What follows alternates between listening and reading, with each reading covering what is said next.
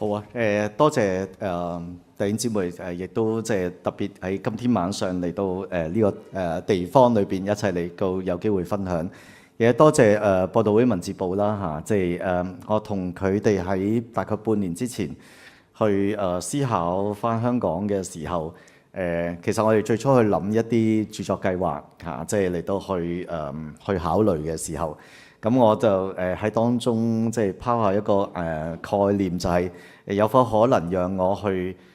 即係有一個嘅分享嘅機會咧，嚟到去分享即係我最近呢2年喺一啲嘅著作嘅考慮上邊去思考嘅題目。咁喺當中嘅題目嘅內容咧係較為試驗性質嘅，即係換言之喺當中我會有啲嘅思想。但係喺裏邊亦都會有好多係即係我都仲喺度考慮緊嘅地方。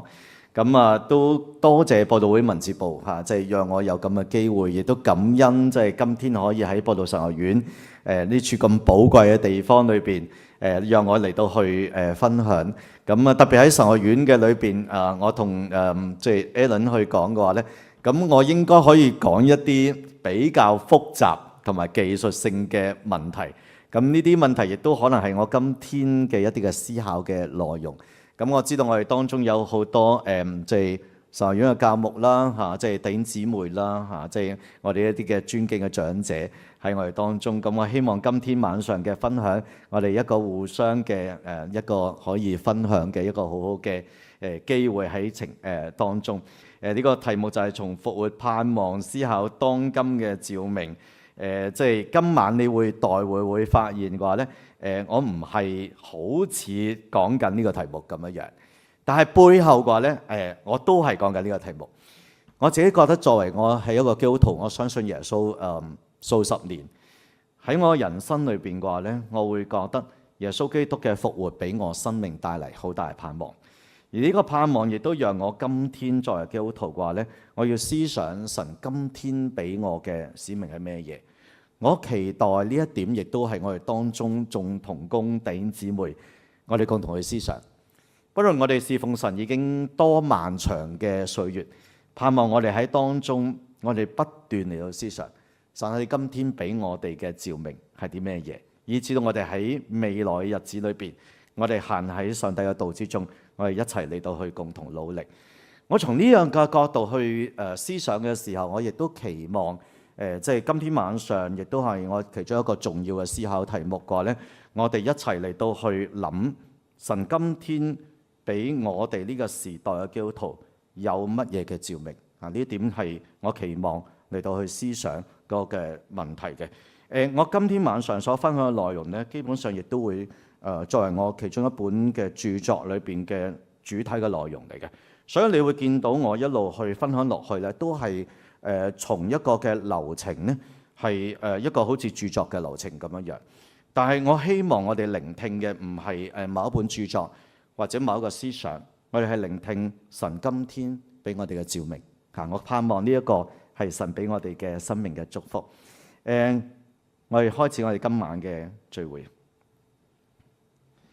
我諗一個問題係你喺呢度嘅見到個字眼流散呢個字。嗱，呢個字個咧係嚟自一個嘅希臘語，實際上個咧喺舊約咧係冇出現過呢個字嘅嚇。呢個字本身個咧喺個希臘語嘅意思就係分散或者係散居啦，係指分散散居喺在外嘅共同文化或者種族背景嘅人群嚇。嗱，呢個字咧最早用咧其實係用喺猶太人嘅身上嚇。猶太人係分散喺即係不同嘅地方，呢個情況咧喺公元前即係8世紀北部以色列嚟到去亡國嘅時候已經開始㗎啦。但更加明顯就係公元前6世紀嚇，當南國猶大亡嘅時候，猶太人分散喺世界不同嘅地方。呢個情況嘅話咧係一直持續到今天。意思就係咩嘢咧？就喺歷史上，猶太人從公元前6世紀開始。嗰啲流散喺世界不同地方嘅猶太人嘅數量呢，係遠遠比居住喺我哋所謂嘅以色列地嘅猶太人嘅數量係更多。直到今天都係如此這般嘅。我引用咗呢個地圖，就係一個現今嘅德語嘅路德聖經裏邊嘅一個嘅地圖。呢個地圖就係描述過咧猶太人喺舊約時代裏邊被擄到世界各地嗰個嘅即係一個嘅地圖。呢個被擄嗰個嘅歷程咧，猶太人教後嚟嘅神學就係用流散呢個字嚟到去描述。喺舊約之中嘅流散咧，呢個概念咧其實好早已經有㗎啦嚇。我哋從即係摩西五經啦，特別係申命記啦，申命記嘅描述裏邊，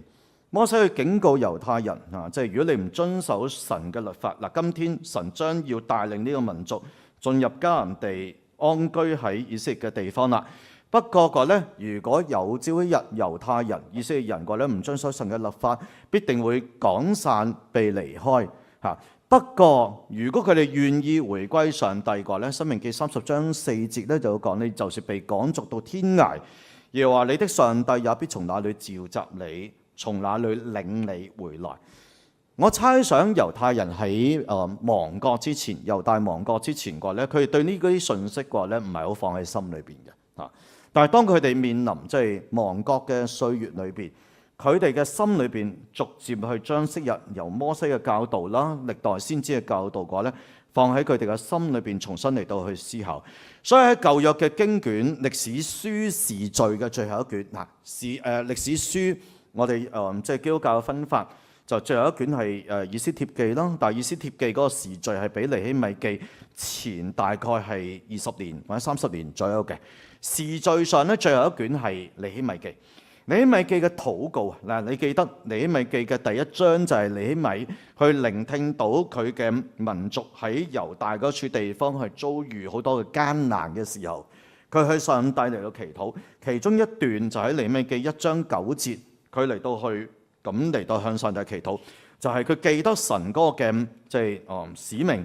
即係俾佢哋嘅應許，就係如果你哋若歸向我，謹守遵行我的誡命，你們被趕逐的人雖在天涯，我也必從那裏將他召集回來，帶到我所選擇立為我名居所的地方。嗱，呢一段經文咧係好有意思啊！當然今晚咧就無法去詳細嚟到去思想呢段經文，但係你會見到喺歷史書嘅最後一卷。亦都喺時序上邊應該係尼希米記係所有嘅歷史書卷最後一卷啦嚇，佢都係咁描述，亦都讓回憶翻就係昔日摩西喺申命記裏邊嗰個嘅描述，就係佢哋違背神，神會將佢哋趕散離開，但係當佢哋歸向神嘅時候，神會將佢哋從天涯海角嘅咧帶到佢哋翻去即係原有嘅地方。嗱，呢個概念嘅咧，從一個犯罪流散去外邊，然後講咧，當佢哋願意嚟到歸向上帝，神會帶佢哋去到神去選擇立為我名嘅居所嘅地方。嗱，你要留意啊，呢句説話從來冇講係以色列嘅地方，呢個地方係神去選召立為佢名居所嘅地方。呢個概念講咧喺被擄嘅前後期嘅先知書咧係十分之明顯嘅，其中最明顯嘅例子就係耶利米書。嗱，我哋知道喺歷代嘅先知，神都係咁樣描述噶啦，就係如果猶太人、以色列人佢哋即係跟從神，神會安讓佢哋安然喺以色列嘅地方，神所選召嘅地方。但係佢哋違背神，佢哋就會被趕逐啦。然後當佢哋回歸神，神會重新帶到佢哋去到神所選召嗰個嘅地方。呢啲信息嘅話咧，喺歷代先知書講咗千萬次。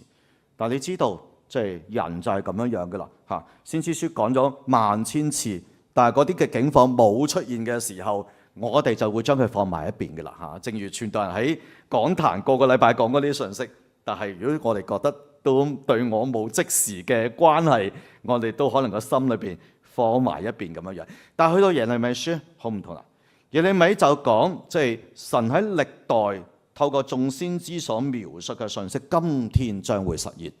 耶利米書29章咧去描述，就係嗰啲嘅猶太人，佢哋流落喺異邦，但係今天即係佢哋需要嚟到去悔改。然後佢哋將會喺異邦嘅地方安居落嚟。不過喺異邦嘅安居個咧，耶利米書29章講嘅唔係一個嘅終極嚟嘅。耶利米書29章1至9節就講佢哋將要定居喺外邦，但係呢個唔係終極嘅。神會係一個嘅時間，呢個時間咧喺29章10至14節講咧係70年。70年點計係另一回事嚟嘅，即係究竟佢係一個準確嘅數字啦，又還是一個象徵性嘅意義咧？咁呢個係另外一件事。不過係一個有限嘅時間裏邊，神會讓佢哋回歸。29章嘅10至14節，我選擇咗一段經文咁寫：耶和華如此說，為巴比倫所定得70年滿了以後，我要眷顧你哋，向你們實現我的恩言，使你們歸回此地。然後跟住最尾講啦，我必將你們從各國和我趕你們到的各處召集過嚟，又將你們帶回我使你們被擄離開的地方。這是耶和華說的。呢個概念喺耶利米書裏邊去表達，雖然歷代先知講咗好多次啦，不過如今將要係實踐出現㗎啦。你哋會見到，你哋會經歷，你哋喺呢一刻裏邊就經歷緊呢個境況。所以我同時先知講，就係我將神嗰個嘅對你哋嘅預言亦都講出嚟，就係某個時間滿咗之後，神會將你哋從外邊嘅地方帶回神所選召你哋嘅地方。耶利米書喺度確定咗一個信息，猶太人佢哋將要被流散，因為佢哋犯罪。但係呢個流散個咧，雖然係神對猶太人過往罪行嗰個審判，但係同一個時間，佢哋流散將會有朝一日會結束，佢哋翻到神所指定嘅地方裏邊。呢個係代表咗一個未來嘅盼望。所以今天佢哋所經歷嘅既係審判，但係同一個時間有神嘅盼望賦予其中。嗱，呢點我好相信就係舊約，尤其是先知書裏邊不斷去描述嗰個嘅信息。於是乎喺咁嘅境況裏邊，先知就要求猶太人去確定一個問題。呢個問題就係咩嘢呢？佢哋嘅身份究竟係邊個？歷史上冇一個民族好似猶太人咁樣嘅，被擄到外邦，流散喺異地漫長嘅時間，但係佢哋嗰個嘅猶太人嘅身份係從冇消失過。歷史上我諗唯一嘅民族係咁樣，只有佢哋嘅咋。佢哋流散去到遠方，但係佢哋嗰個身份係冇消失到。呢一點其實就係正係先知要求猶太人確定嘅一樣嘢。雖然你哋今天流散去到遠方，但係你哋嘅身份認同係從冇消失嘅。你哋要認同一樣嘢，就係你哋係神嘅子民啊！雖然即係今日仿似你哋犯罪，你哋要被趕逐去到遠方，但係你哋從來都係上帝嘅子民。所以你哋嘅身份認同係成為你去反映上帝嘅旨意同埋憐憫嘅一個重要嘅一個歷程。嗱，呢一點喺兩約中間時期咧，係一個好重要嘅一個理解嚟嘅。如果唔從呢個角度去理解咧，我哋無法去明白猶太人為什麼喺兩約中間時期裏邊，佢哋仍然可以保持佢哋嘅宗教同埋文化嗰個傳統嘅認同嘅嚇。佢哋隨時可以消失喺外邦嗰個嘅好大嘅洪流文化底下，正係因為佢哋信仰嗰種嘅確定啊！佢哋確定今天點解佢哋流散喺遠方啊？係因為佢哋所信仰嘅上帝喺佢哋身上邊嗰個嘅懲罰，但係同時係為佢哋帶嚟嗰個嘅生命嘅盼望。呢種嘅懲罰係要讓佢哋更新改變佢哋嘅生命，但係呢個盼望係讓佢哋可以持續佢哋嘅信仰延續落去。呢一點係成為猶太人，即使佢哋分散喺各地各方，無論多麼遠都好啦，佢哋仍然可以保留佢哋嘅宗教同埋文化嗰種嘅傳統嘅認同。嗱，呢一點喺兩約中間時期裏邊，尤其是喺馬加比戰爭，即係公元前165年至到公元前63年，佢哋個戰爭同埋獨立之後，所謂赫斯摩年嘅時期嘅一個好重要嗰種嘅歷史經驗嘅理解。嗰個獨立嘅時期大概1個世紀左右啦。雖然後嚟佢哋被羅馬人又重新嚟到去統治，但係佢哋個心底邊猶太人嗰種對佢哋嗰種嘅文化、信仰、宗教傳統嗰個嘅認同，係成為佢哋即係喺歷史上邊一個好重要嘅經驗，亦都成為佢哋嘅信仰經驗。以至到佢哋即使喺公元70年啊，然後跟住公元132年至135年，佢哋係被即係羅馬人趕逐離開以色列嘅地方，佢哋有一段好長嘅時間無法喺佢哋昔日神所賜佢哋嘅土地上邊嚟到去生活，保持佢哋嘅信仰都咧，佢哋嘅心底裏邊嘅宗教文化認同係相當之堅持嗰樣嘢。有一點好重要嘅，猶太人冇呢一種嘅即係信仰宗教文化嘅傳統嘅態度嘅咧，猶太人總已經消失喺1800年前、900年前嘅啦，冇法維持到今天嘅。但係今天點解佢哋仍然持續啊？猶太人最大嘅身份象徵唔單止係在於血緣啊嘛，而係佢哋嘅信仰啊。點解啊？就係因為宗教文化佢哋嘅信仰嗰個嘅傳統嗰種嘅理解。我覺得基督徒喺呢個問題上邊，我哋要思想。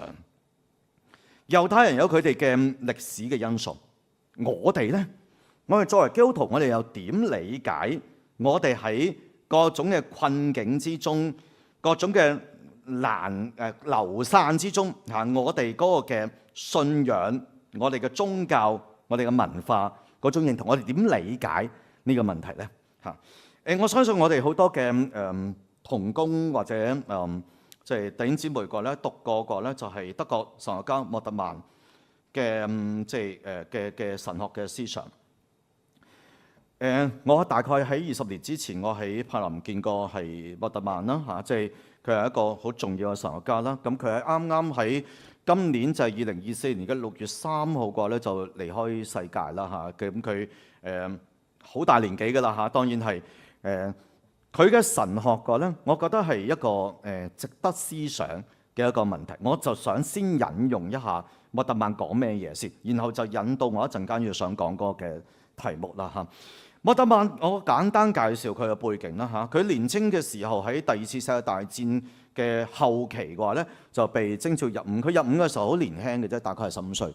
咁啊，當時因為德軍已經係即係面對嗰個嘅第2次世界大戰後期嘅話咧，就一路敗亡緊㗎啦嚇。所以好年輕嘅嗰啲僆仔嘅話咧，都要被服役咁樣樣。咁佢一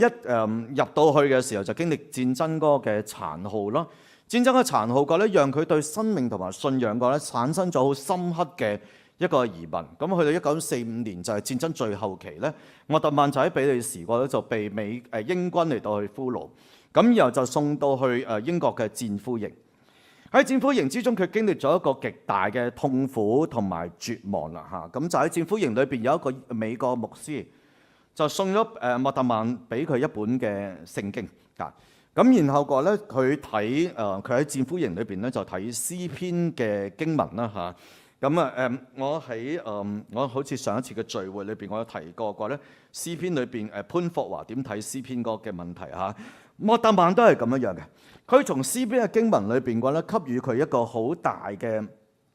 安慰同埋盼望。佢特別從詩篇聯繫喺耶穌基督上邊嚇，我覺得呢一點係合適嘅判斷嚟㗎。詩篇好多嘅信息同耶穌基督所經歷嘅係有一個密切嘅聯繫喺裏邊，而佢從耶穌基督嗰個嘅從詩篇睇耶穌基督嗰個受難，佢被耶穌基督嚟到吸引，特別佢當佢思想耶穌基督喺十字架上邊嗰種嘅孤獨同埋痛苦。你讀詩篇22篇嘅第1節，就係耶穌喺十字架上邊引述嘅就係呢一節嘅經文，就係我的神，我的神為什麼離棄我？呢個係一種好大嘅一種嘅孤獨同埋痛苦。莫特曼就從耶穌基督呢個嘅經歷裏邊，讓佢感受到佢自己所經歷緊喺戰俘營裏邊經歷嗰種嘅孤獨同埋痛苦，正係回應認同緊耶穌基督喺2000年前所經歷嘅事情。嗱，我話俾你聽，呢一點係好重要嘅。喺我嘅人生之中，我都經歷過好重嗰啲嘅困難，嗰啲嘅無法解決嘅問題，嗰種嘅無望，嗰種嘅境況嚇。咁我喺度都簡單講一講。我太太嘅話咧就呢幾個月就經歷一個好大嘅痛苦嘅歷程，就係我嘅外母嘅身體喺呢幾個月好差。前幾個月嘅話咧，佢甚至喺街又跌親，然後嘅話咧又弄傷自己。我太太就當中經歷一個好深，我住喺德國，你可以想像我哋要回香港係一個好困難嗰種嘅情況。佢就喺嗰個過程裏邊為佢嘅媽媽去禱告，喺個過程裏邊經歷好深嗰種嘅即係孤獨同埋痛苦，但係同一個時間佢感受到就係神係明白佢嘅。佢甚至會覺得佢個老公即係我啦，都未必好絕對明白佢，但係耶穌基督係好理解佢所經歷嗰種嘅孤單同埋痛苦。默特曼當時就係咁樣啦，佢喺一個戰俘營之中，佢睇到嗰個嘅生命嘅盼望，就係正正就係嚟自耶穌基督喺2000年前所經歷嘅孤獨同埋痛苦，讓佢今天喺20世紀嘅境況裏邊，佢去回應睇到嘅咧，神俾佢嗰種嘅生命嘅認同，呢樣嘢令到佢喺當中去產生就係一種嘅盼望。即使喺最困難嘅境況裏邊，仍然生命有盼望，因為耶穌基督佢嘅痛苦、佢嘅孤獨並不是終極，最終透過復活嘅盼望，讓耶穌基督超越一切嘅困難。今天我哋都因着耶穌基督嘅緣故，縱然我哋經歷孤獨同埋痛苦，但係同一時間，上帝係俾我哋有盼望。嗱，呢一點就係正正就係流散嗰種概念，就係聖經喺舊約流散嗰種概念所帶出嚟噶嘛。流散一方面係講緊我哋所經歷嗰種嘅民族被驅散嗰種嘅痛苦，但係同一個時間，神卻係今天俾我哋有嗰個嘅生命嘅盼望，以至到我哋面對痛苦嘅同時，亦都係面對住盼望。我覺得好有意思。喺流散之中見到盼望，就係聖經所俾喺舊約嘅時候俾我哋俾猶太人嗰個嘅生命嗰種嘅期望。咁樣喺新約又係點樣樣呢？我就發覺從其實每一卷嘅福音書提到耶穌基督最尾帶嚟我哋嗰種嘅生命嘅盼望，都有相同嘅意思喎。嗱，我想引用呢就係幾卷嘅福音書最尾嗰一段講緊咩嘢嗰個嘅問題啊！我哋先睇一睇嗱，我哋按就係我哋傳統認為每一卷福音書個寫作嘅次序嗰個嘅角度嚟理解嚇。傳統會認為我哋所喺新約嘅4卷嘅福音書最早寫成嘅就係馬可福音啦嚇。但係如果我哋當中有學者唔同意呢個意見，可以即係嚟到去分享一下。但係通常會咁睇啦。馬可福音咧就有即係傳統我哋知道有所謂短嘅結語啦，有長嘅結語嗰部分啦。嗱，你容許我先讀一讀短結語講咩嘢先？短結語喺呢度咁講嘅，佢話馬可福音16章9節啦嚇，就係凡耶穌所吩咐的，他們就係嗰啲見到耶穌復活嘅婦女啊，簡潔地告訴嗱，我而家印嘅係和合本修訂版啦，所以個經文同和合本就有少少分別嘅啫，但係主要係和合本修訂版經文啦嚇。他們嗰啲嘅婦女簡潔地告訴彼得和他周圍的人，這些事以後耶穌親自藉着他的門徒從東到西，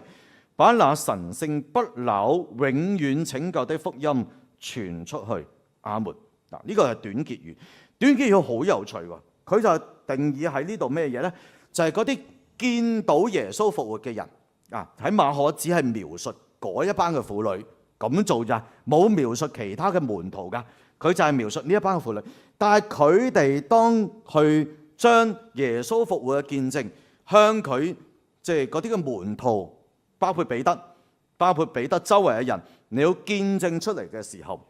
耶穌就透過呢個嘅見證，藉着佢嘅門徒從東到西，將嗰個嘅永恆不朽嘅福音傳出去。嗱，呢個結語好短，但係係最有意思嘅一個結語。唔係，我應該咁講，4卷福音書都好有意思嘅嚇，但係就咁睇呢一句説話，已經係好有意思啊！就係咩嘢啊？就係神去使用嗰啲人哋睇唔起或者冇人重視嘅婦女嘅言語，然後見證出嚟之後，卻係透過佢哋嗰個嘅見證，讓耶穌嘅門徒從東到西將嗰個嘅福音傳揚出去。嗱，單係呢句嘅短結語啊，已經帶嚟我哋一個使命，一個提醒。神今天將佢嘅復活盼望俾我嚟到去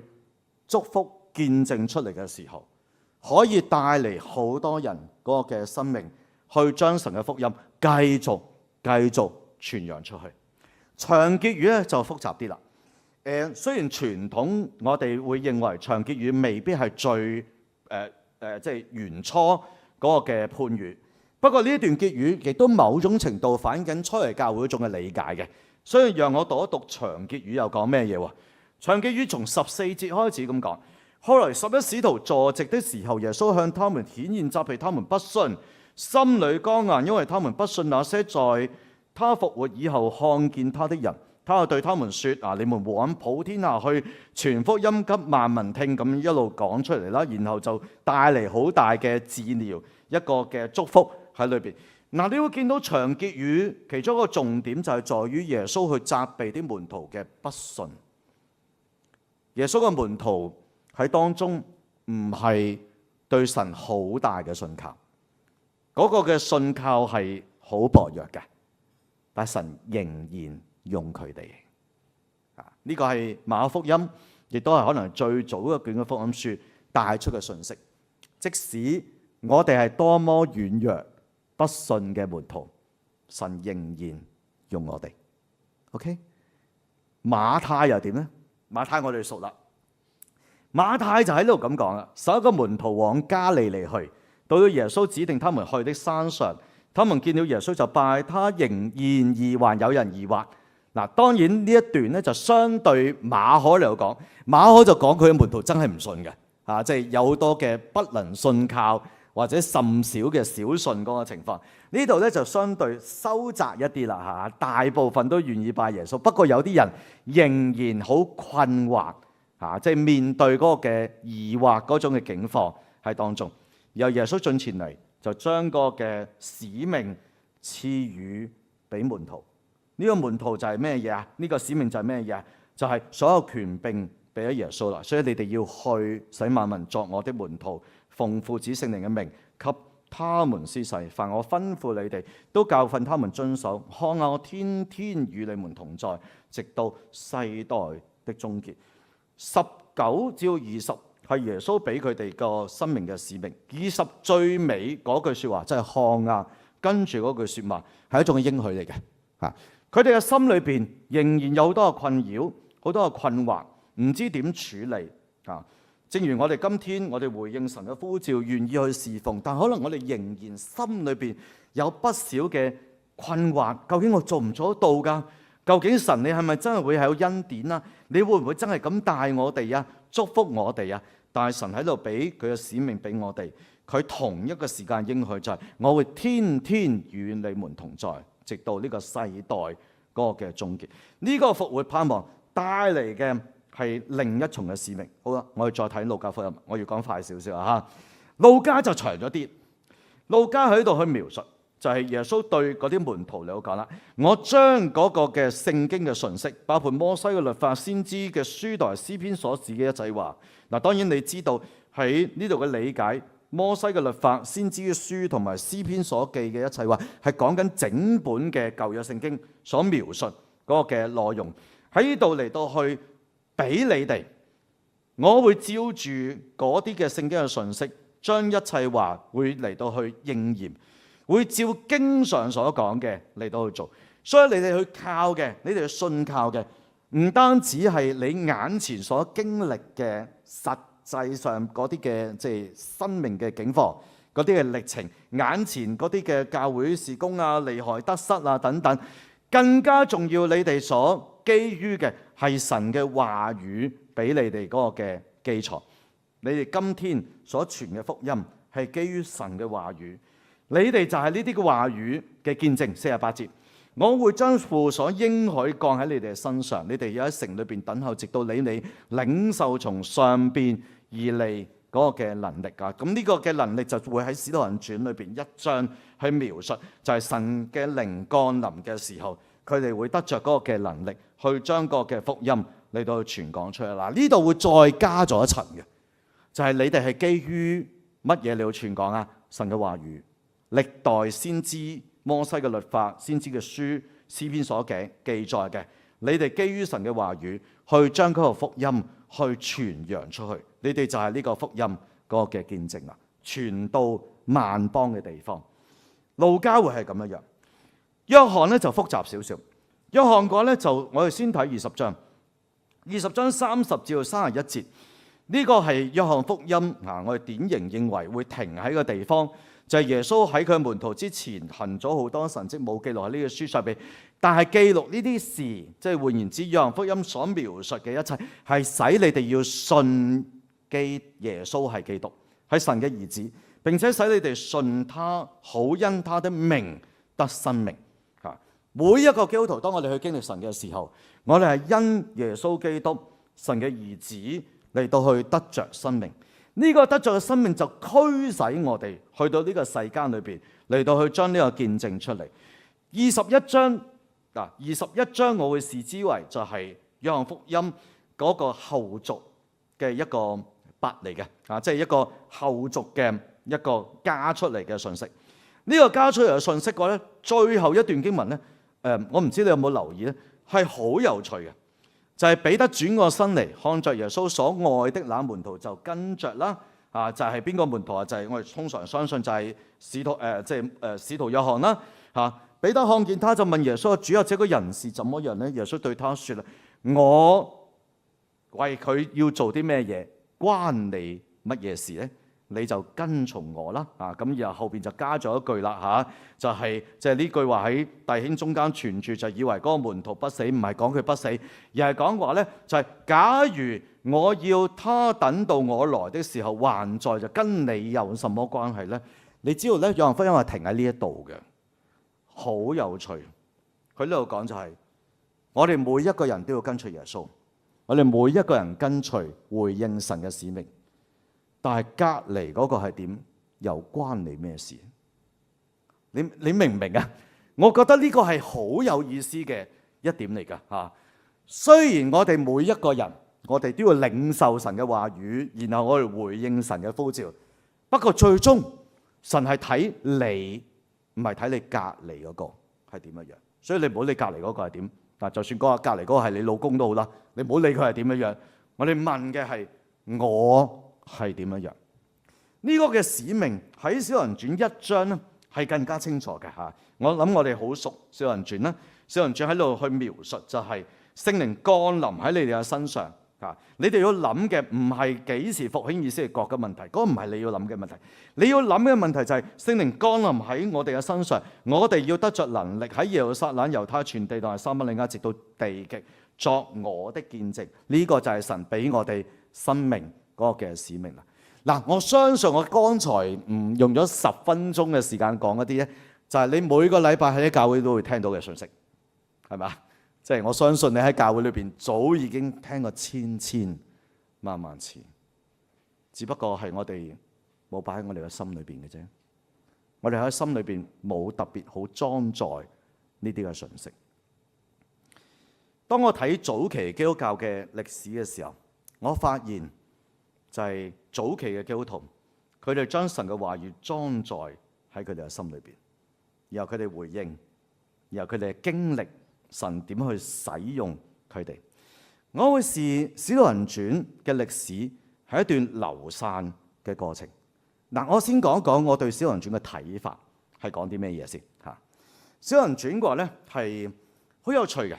一開始就係即係聖靈降臨喺門徒嘅身上。然後第2章裏邊即係《使徒行傳》透過即係門徒透過彼得，亦都係眾門徒嗰個嘅共同嘅侍奉啦，就讓嗰啲嘅即係身旁佢哋所接觸嘅人嚟到認識耶穌。然後嗰啲人嘅話咧就嚟自即係5湖4海好多不同嘅地方，佢哋喺當中喺耶路撒冷，然後就建立佢哋嘅教會喺裏邊。耶路撒冷教會有一個好漫長嘅時間，就係人數越嚟越多，最尾即係有唔少人包括《使徒行傳》嘅2章裏邊去描述有5000個人嚟到去信耶穌啦，然後跟住往後就有3000人，然後聖經再講就係主天天將嗰個得救嘅人嚟到去加俾教會。你可以想象過咧，耶路撒冷教會就好大嘅，變得嘅人數係相當之多。即使有部分嘅可能基督徒離開咗教會，翻佢原本嘅地方，但係耶路撒冷教會應該係好大好大嘅教會。但當我哋見到去到第7章、第8章嘅時候，神卻係透過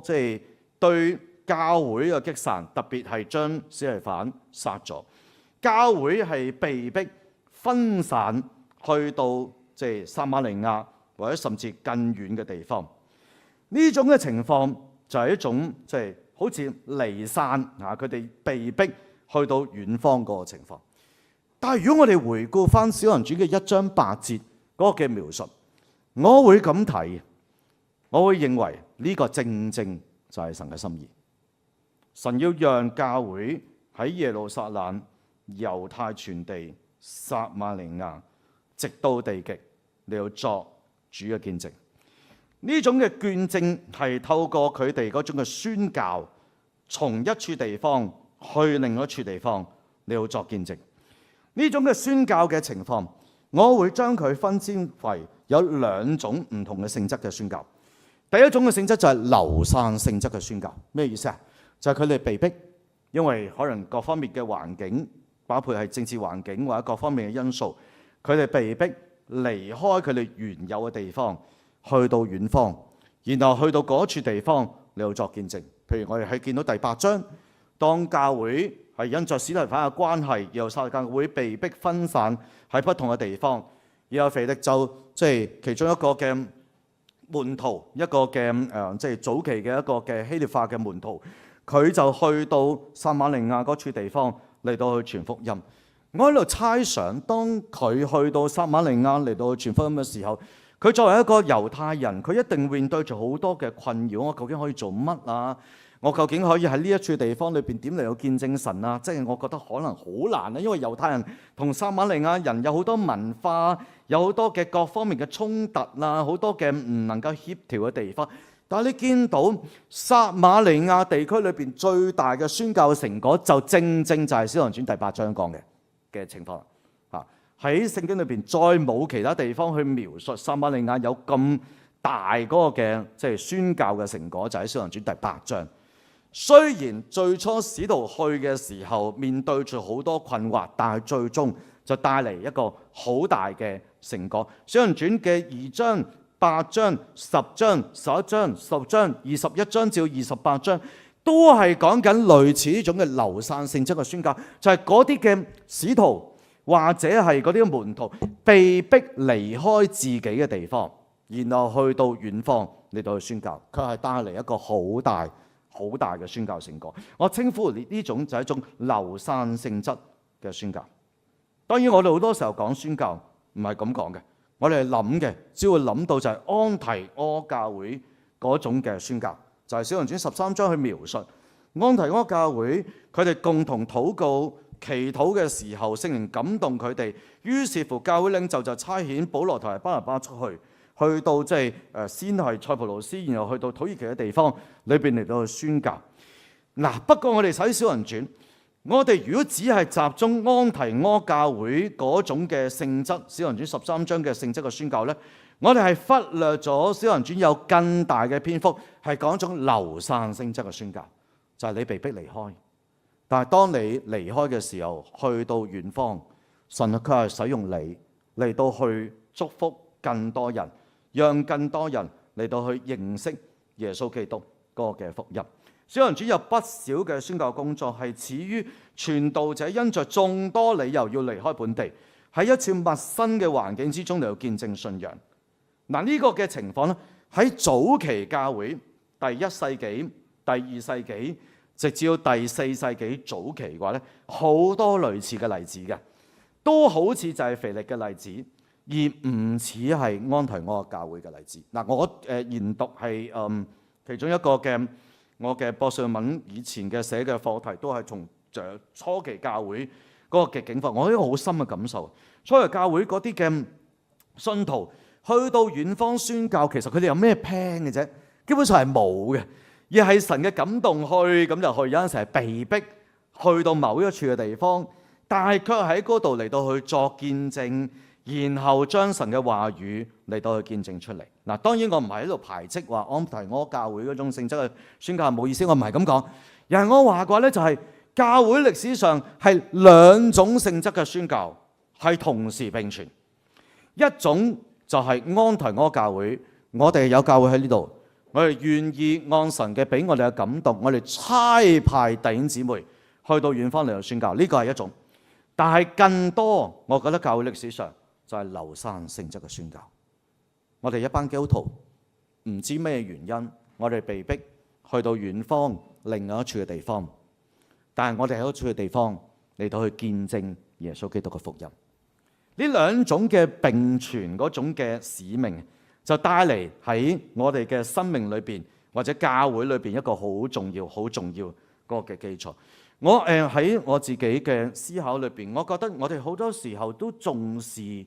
或者係我哋將嗰個嘅焦點集中喺安提阿教會性質嘅宣教，佢係忽略咗流散性質嘅宣教，都係十分之重要。我哋可能只係講宣教嘅時候，我哋就諗我哋點樣可以成立一個差傳委員會，然後個咧將我某一啲弟兄姊妹即係佢哋係願意宣教嘅，就差遣去到遠方。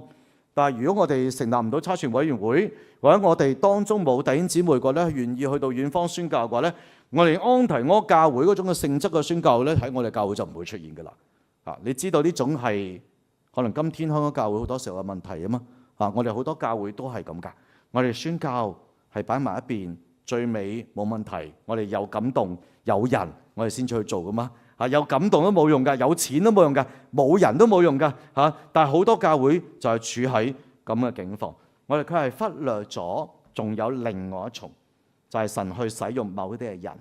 佢因為各種嘅原因去到遠方另外一處地方，但係神佢係使用佢，就喺嗰處地方你要成為神嗰個嘅福音嗰種嘅見證。我喺當中嘅思想嘅時候，我覺得呢種流散性質嘅宣教，我哋過去好忽略，但係係一個好重要、好重要嘅，就係神俾我哋嘅使命。基督徒從第一代嘅門徒開始，其實佢哋就有宣教士嘅性質，離鄉背井，前往異鄉嚟到傳揚福音，係好多第一代嘅門徒或者早期教會嘅門徒，佢哋嘅生命嗰種嘅境況。好多宣教士係源於佢哋即係因着種種嘅原因離開本地，但係佢哋喺陌生嘅環境之中嚟到見證信仰。當我哋研究西方嘅宣教史，近代宣教史嘅起源就係咁樣樣啦。近代嘅新教嘅宣教史嘅起源係嚟自喺德國裏邊嘅莫拉維亞弟兄會嘅即係見證。咁如果你讀教會歷史已經知道，就係莫拉維亞弟兄會係源自即係15世紀一個嘅捷克改革家約翰胡斯即係相關嘅。我大概幾年前就喺布拉格啦，咁有機會就去即係胡斯當時嘅教堂喺布拉格嘅拜仁教堂。我當中我去到，然後即係見到當中嘅喺嘅教堂裏邊其中一個執事，咁我有機會就同佢傾偈咁樣樣。我喺當中都好感動㗎。佢哋喺當中，胡斯係已經幾個世紀之前嘅人，但係佢哋今天仍然記得胡斯對佢哋嘅教導，就係點樣樣去將福音去向呢一代嚟到去傳講，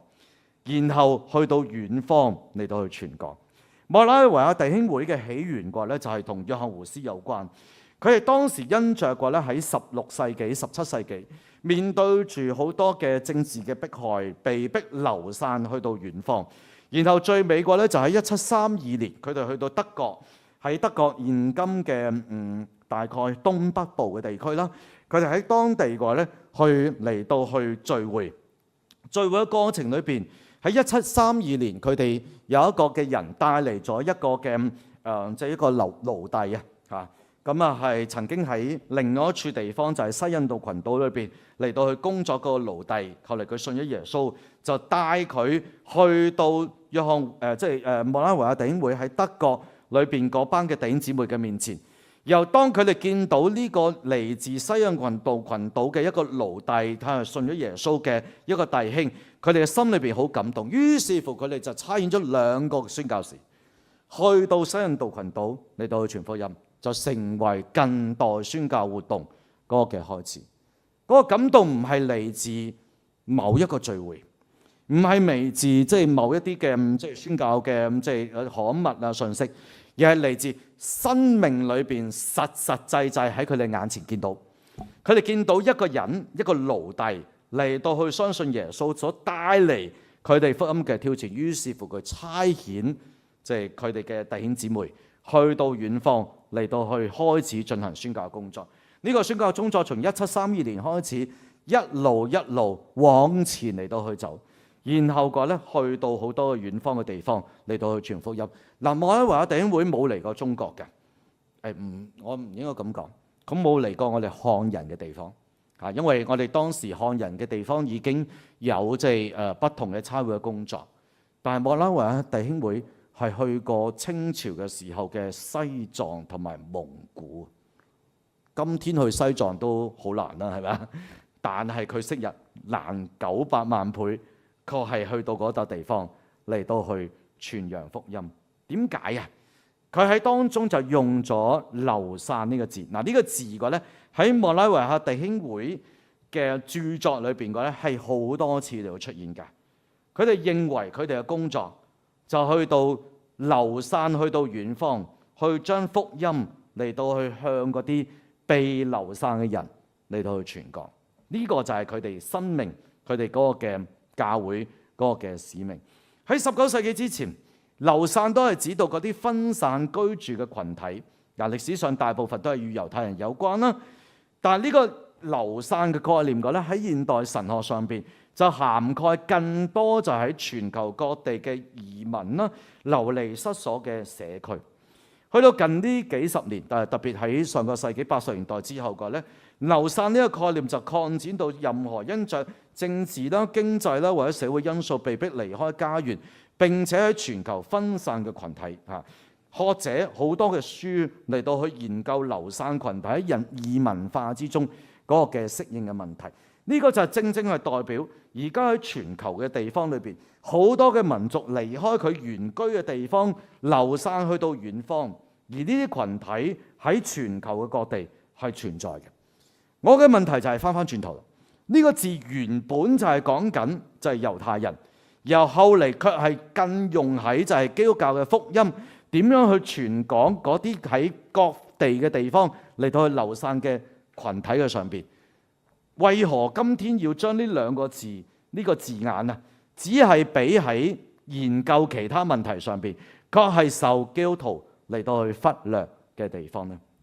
我想就係流散呢個現象對現代教會係一個好重要嘅挑戰。嗱，我呢度引呢幅圖畫咧，喺好多地方都出現過嘅，就係而家全球裏邊其中2個極大流散嘅群體係咩呢？就係你見到綠色嗰啲嘅就係印度人。紅色嗰啲或者粉紅色嗰啲係邊啲人呢？就係我哋華人啊！呢2個係而家全球最大流散嘅群體，即係意思就係佢離開咗佢哋本身嘅本土，然後移居世界各地嘅地方。呢個嘅地方就構成咗一個好大嘅挑戰。我喺過去幾年裏邊，我睇好多書。就係印度嘅教會點嚟到去思想佢哋嘅福音工作喺嗰啲流散各地嘅印度群體裏邊去傳福音。嗱，你知道而今即係英國嘅首相本身都係嚟自印度嘅啦，係咪啊？即係換言之，嗰個嘅嚟自嘅群體啊，好多印度人去到世界唔同嘅地方，佢哋好多嘅書，好多嘅研究教會。嚟到去思想點樣向世界各地流散喺各地嘅印度人嚟到傳福音。我喺度諗，我曾經去數過有幾多中文書我哋討論呢個問題。我相信有嘅，不過唔多。我喺其中裏邊見到有一啲嘅討論，我值得我亦都同大家嚟到去分享。近代咧，其中一個重要嘅宣教概念就係叫做所謂散聚宣教學啦。嗱，呢個翻譯就唔係好理想，不過我覺得都而家唯一可以接受嘅一個嘅概念啦。咩叫做散聚嘅宣教學呢？散聚宣教學就係研究因着經濟、政治、戰爭或自然災害等原因而導致嘅人口流動嘅現象，並且去探討呢啲流動人口如何成為基督教信仰嗰個傳播嘅媒介。嗱，呢個好有意思嘅。散聚宣教學嘅話咧，首先要注目喺嗰啲流散群體，就係指嗰啲被逼或者自願。嗱，被逼即係因為戰亂啦，譬如烏克蘭人佢哋打仗咁啊，被逼流散喺其他地方啦。又或者自願，譬如去讀書啊、即係工作啊等等嘅原因，離開佢嘅家鄉，定居喺他國或者他地嘅人群，包括移民啦、難民啦同埋僑民喺當中。然後當向呢啲人嚟到去傳福音嘅時候，就會涉及嗰個跨文化傳福音嗰個嘅問題啦。就係喺不同嘅文化之中，我哋點樣嚟到傳講耶穌基督？強調喺理解同埋尊重不同嘅文化嘅前提底下嚟到進行福音嗰個傳講。當我哋向即係譬如喺英國嘅地區裏邊嗰啲嘅香港人嚟到傳福音嘅時候，當然我哋要考慮佢哋香港人嗰個生活嘅背景啦，但係我要同一時間佢哋考慮佢哋喺異地生活裏邊所面對嗰種嘅境況，以至到回應佢嘅境況嚟到將福音嚟到傳講啦。於是乎嘅咧，喺散聚宣教學提出一個好重要嘅另一個概念啦。就係當如果喺咁嘅境況裏邊，我哋傳揚福音嘅時候，我哋係強調緊唔係單獨某啲嘅地區裏邊去做一個宣教工作，我哋亦都要強調過咧點樣喺全球嘅教會個合作個層面上邊，就係我哋同一啲喺譬如我哋去德國裏邊嚟傳福音嘅時候，向德國嘅華人咁樣啦，咁計啦嚇，我哋就要需要鼓勵教會，可能係香港嘅教會同埋德國教會有個共同嘅合作喺當中。嗱，呢種嘅合作同埋資源共享咧，係越嚟越強調啊！以往我哋未必會諗好多個。以往我哋當我哋傳福音或者差遣宣教嘅時候，就係諗我哋教會點做啫嘛。但係如今佢係越嚟越多需要考慮，就係各地教會之中嗰個共同合作同埋資源共享。嗱，我覺得呢啲嘅概念係值得我哋今天華人，尤其是香港教會咧，係一個幾能夠我哋好多香港嘅弟兄姊妹都係好熱心。讀念書都係好多喺信仰基礎好好嘅，我哋應該喺呢啲問題上邊有更加多嘅思考嘅方法。其中喺實踐嗰方面嘅話咧，我覺得有幾方面我哋要考慮嘅。第一就係我哋要明白文化嘅敏感性，即係意思嘅話咧，就係當我哋向到異邦嘅地方裏邊嗰啲居住，譬如香港人啦嚇，喺異地居住嘅時候，喺加拿大嘅香港人。當我哋向佢哋傳福音嘅時候，我哋要尊重佢哋嗰個文化嘅背景、習俗嘅因素，以至到建立我哋一個信任同埋有效嘅溝通。敏感嗰個嘅文化嘅問題，但係同一個時間，我哋要去做一啲嘅社會整合，就係幫助當地嘅人可以融入當地嘅社區。我哋喺德國咧，過去幾年咧就因着即係烏克蘭難民嘅問題咧，就見到好多。譬如我仔之前讀書嘅中學裏邊嘅話咧，佢都有佢同學裏邊有幾個烏克蘭嘅移民咁樣樣。咁我有機會咧就認識喺我居住嘅城市嗰啲嘅協助係烏克蘭移民融入社會裏邊嗰啲嘅即係一啲嘅人嗰啲嘅做法啊，包括係教會啦。咁啊，我特別好感動嘅一樣嘢咧，就係大家未必好知啦，就係美國教會咧就喺呢個嘅事工上邊嘅話咧就投入咗好多。就差咗好多從美國嚟嘅宣教士去到德國嗰邊嚟到去幫助烏克蘭人個咧融入喺德國嘅社會裏邊，我覺得幾感動。我認識其中有啲嘅宣教士，美國嘅宣教士喺嗰個過程裏邊，我覺得都有一種幾感動，就係幫助啲移民難民融入當地嘅社會，而且呢個係一個傳福音嘅一個好重要嘅一個歷程。呢度提到一個叫做雙向傳福音，咩意思咧？就係我哋唔僅僅向嗰啲流散嘅群體嚟到傳福音，而係鼓勵佢哋成為一個福音嘅傳播者。好坦白講，乜嘢人最能夠向烏克蘭人嚟到去傳福音啊？一定係烏克蘭人。我哋今天努力向烏克蘭人傳福音，但我哋要讓佢哋成為烏克蘭人嘅宣教士。嗱，呢一點亦都係一個好重要。用喺即係華人嘅群體更加係點？我哋乜嘢人最能夠去到異邦裏邊向華人做傳福音啊？梗係華人啦。然後由佢哋向翻更多有佢哋相同處嘅人嚟去傳福音。呢個係實踐裏邊一個好重要嘅地方。嗱，當然有好多嘅挑戰，包括個咧文化差異啦、語言障礙啦、宗教迫害啦、經濟困難等等啦。但係同一個時間就係神俾我哋有一個嘅好多嘅機遇嘅可能性喺當中存在啦嚇。喺個全球人口流動嘅過程裏邊，神係俾咗我哋一個好大嘅機遇。我覺得香港係做到好多嘢嘅。其中我哋今天個咧，我哋香港教會始終我哋香港人一個好世界性嘅一個群體。我哋大部分嘅香港人都能夠即係用到幾好嘅英語。我哋可以即係用外語，我哋都可以用普通話同人嚟到去溝通。更加重要，我哋今天仍然係處於一個較為自由嗰個嘅流動嘅離去或者即係來回唔同嘅地方，我哋可以做嘅一個群體。教會喺呢個層面上邊，我哋係咪應該嚟到去重新嚟到思想，我哋今天要做咩嘢？嗱，當然我明香港教會可能有好多困境，有好多問題，我哋今天面對緊嘅。但係同一個時間，神係俾我哋嗰個嘅宣教嗰個嘅呼召嘛。正如昔日耶路撒冷教會經歷咁大嘅困難，神佢係呼召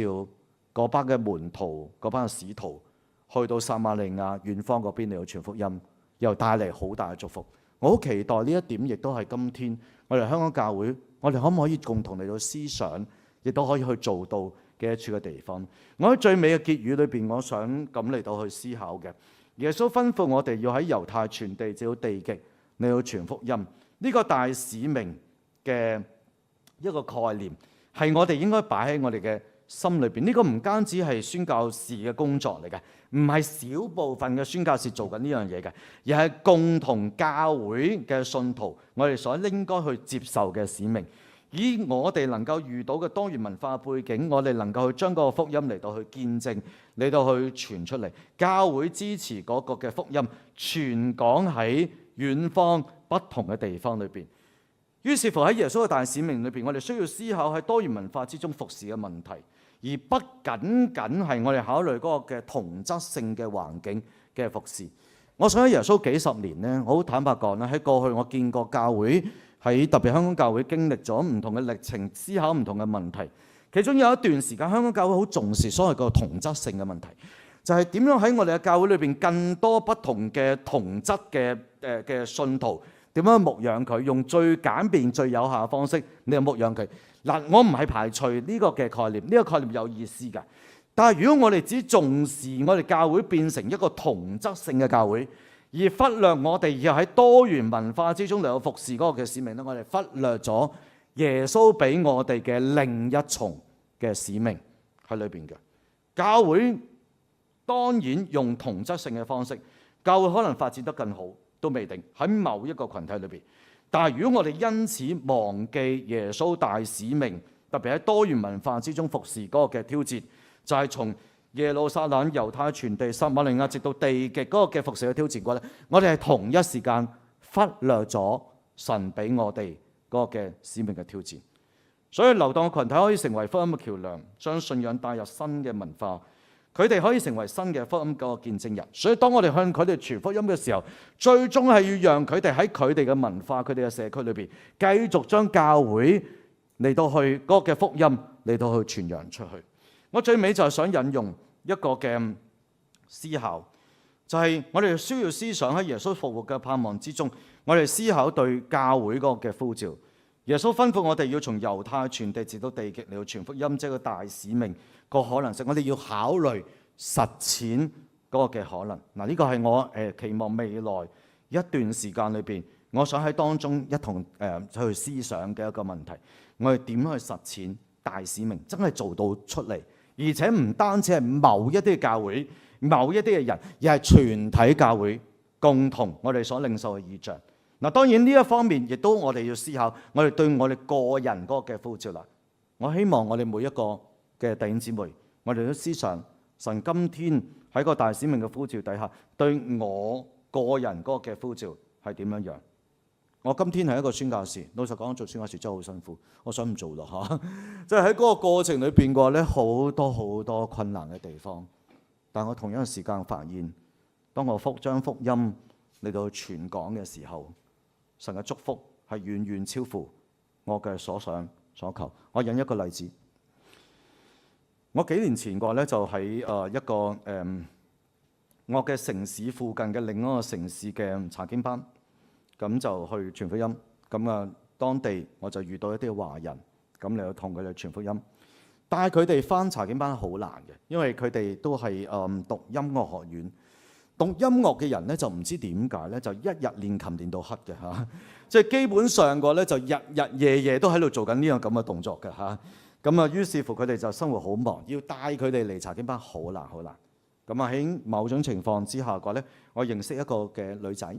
佢喺當地嘅話咧就讀書咁樣，咁我就即係帶佢有機會認識佢啦。我喺火車站撞到佢，認識佢之後，因為佢係華人啦嚇，咁我就跟住嚟到同佢即係帶佢返教會嚇，然後帶佢嚟到查經班。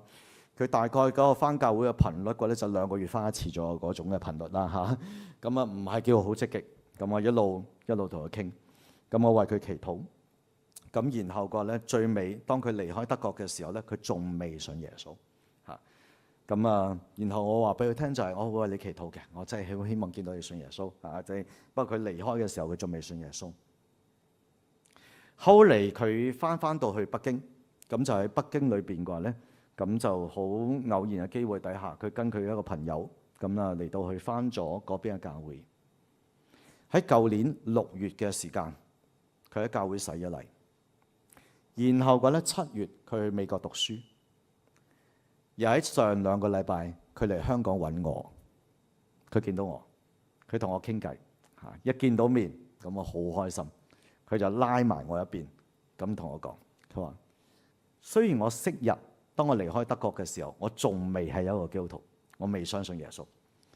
但係你講嘅、你教嘅關於聖經嘅信息擺喺我心裏邊。然後當我去到北京嘅時候，有人帶我繼續嚟到相信耶穌，我最尾成為一個基督徒。然後當佢舊年佢去美國讀書，佢去美國 Dallas， 佢就問我我啱啱洗咗禮，佢6月洗禮嘅，7月就去 Dallas。佢問我即係應該去邊間教會，咁於是乎我問咗 Dallas 嗰邊嘅牧師，咁我介紹咗一間喺佢附近嘅教會，佢就去咗嗰間教會。然後佢話俾我聽，佢喺間教會裏邊有好好嘅成長，佢好中意間教會。所以佢好開心。由今年佢知道我翻香港，咁啊特登就過嚟，咁然後個咧你要同我見面，同我拉住我嘅手，你要分享呢個嘅過程。我喺嗰個過程裏邊，我心裏邊好感動嘅。昔日當佢離開德國嘅時候，離開我所居住嘅地方嘅時候，佢未信耶穌嘅，佢未係一個基督徒。我能夠做嘅就係我盡力去將個福音同佢分享嘅。佢係點樣，我確定唔到。但係神喺當中就係一路咁嚟去祝福。我喺過去幾年嘅宣教，坦白講好多困難，但係同一個時間，我見到神好多恩典都係咁樣嘅。我哋今天做嘅就係應該做咩嘢呢？就係我哋思想神對我哋嘅教會嘅呼召，我哋回應呢個大使命嘅呼召。但係我哋同一個時間，我哋思想神對我哋個人嘅呼召，去思想實踐神期望我哋去承擔嘅使命，不論我哋身在何處，求神嚟到帶領祝福我哋。